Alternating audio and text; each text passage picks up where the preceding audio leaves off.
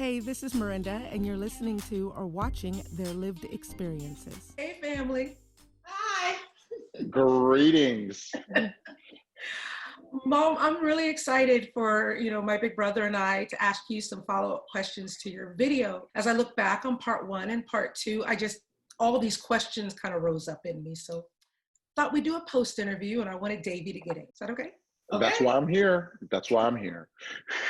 So we'll just jump right into it. And my first question is, as you look back on all the stories that you told from your perspective today, do you see them any differently? I know that you said that at the time that was just your normal, but they were heinous times that you lived in. So do you see it differently now?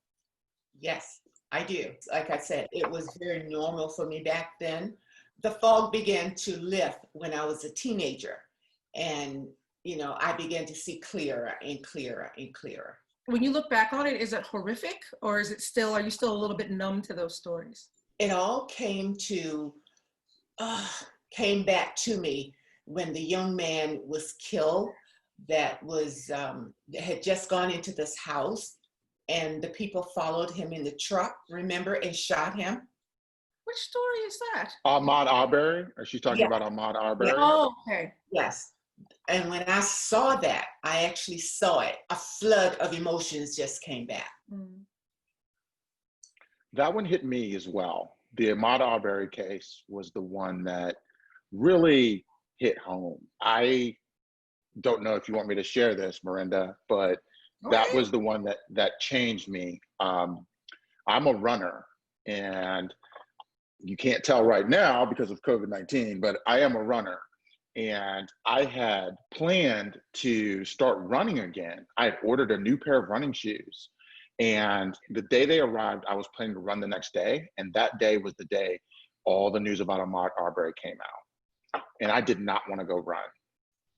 Just to be a Black man running in an unfamiliar neighborhood, or for him, it was familiar, to be chased, hunted down, killed just for running, it really messed me up for weeks. And those shoes, those brand new, spanking new running shoes sat right next to my work table for a good month before I put them on.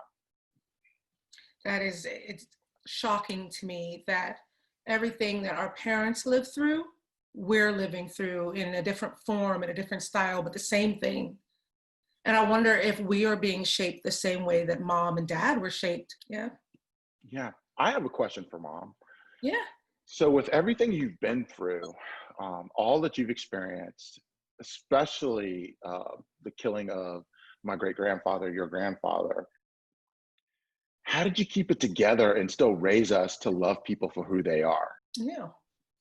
Because that's how my family did. That's what they did. I only saw, I guess, hatred from my mother when one of the guys that shot my grandfather with his brother at the time, he came to our house a couple of years later trying to sell my mother insurance.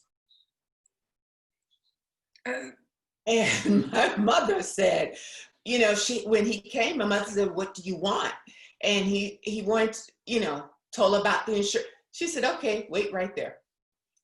And she went in the house, and my dad went behind her because he knew why she was going in that house. She was going to get the shotgun. Mm. And that I remember, really well. And he told that guy, "If I was you, I would leave." Oh, like the unmitigated goal to go in and I cannot. Was he one of the ones that shot her grandfather? I don't know if he pulled the trigger or the brother, but it was two brothers, and he was one of them back there. And so, my parents, they showed no hatred or anything, only to the ones that actually did it. And so they raised me and my sister in love. And so that's how we were able to survive. Now, Dave, that was an excellent question. I haven't even thought about that, to be honest. You guys didn't raise us to hate anybody. And it's shocking to me now when people have prejudices, because I'm going, but why though? It makes no sense. Logically, why? Well, I appreciate those teachings because, with everything that mom's been through, she could have hated white people. Mm-hmm. She could have.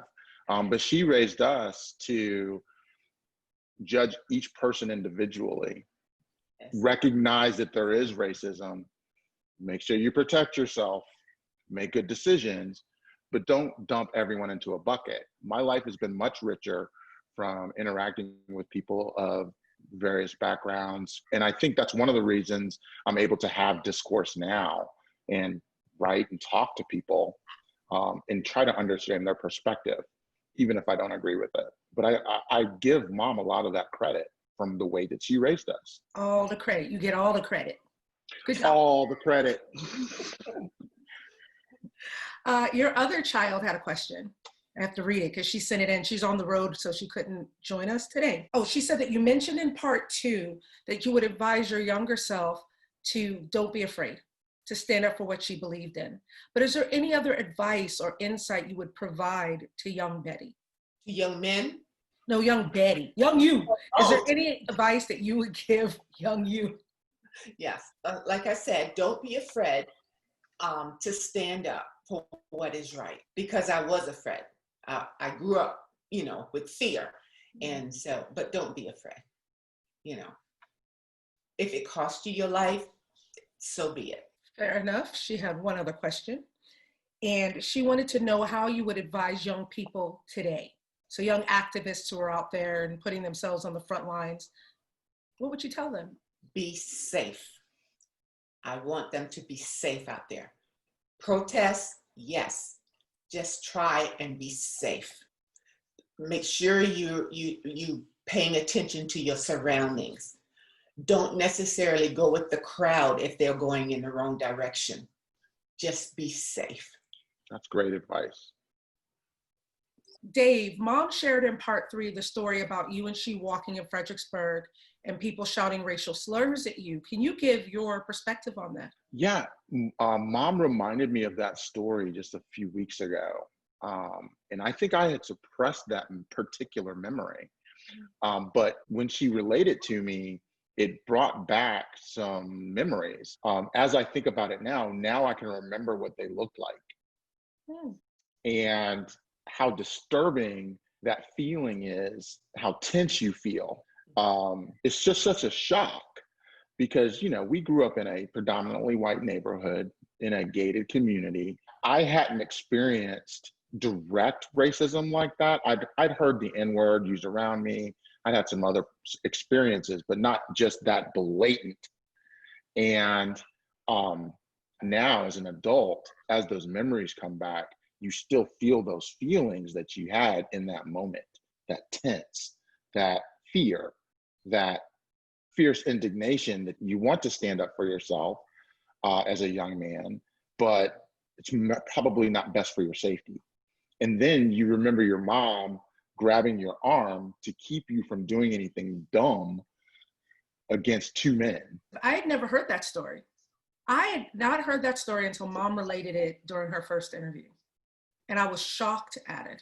I know that Fredericksburg is famously racist, but I didn't know that my family had experienced that racism directly. Mm-hmm. I'm sorry that happened to either of you. Again, you've talked about this before, the memories of the Confederacy and the symbols that are in and around that town. It's just a normalcy, and you just make your way through it.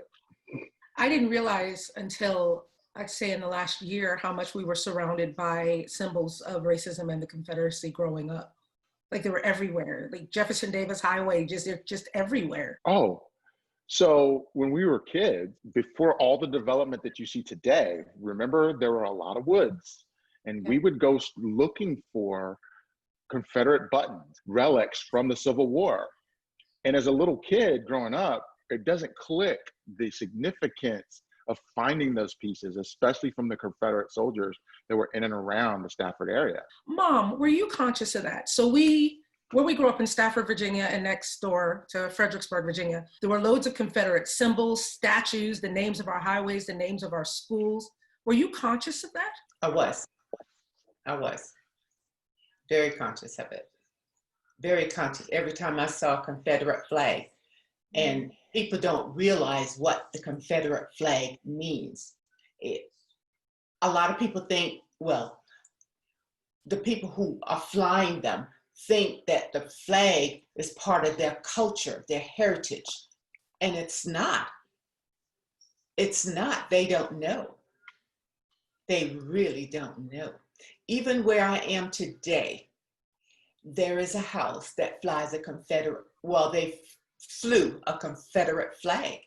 And there's an African-American couple that lives next door who had to explain to them what that flag meant and how it was offensive to them.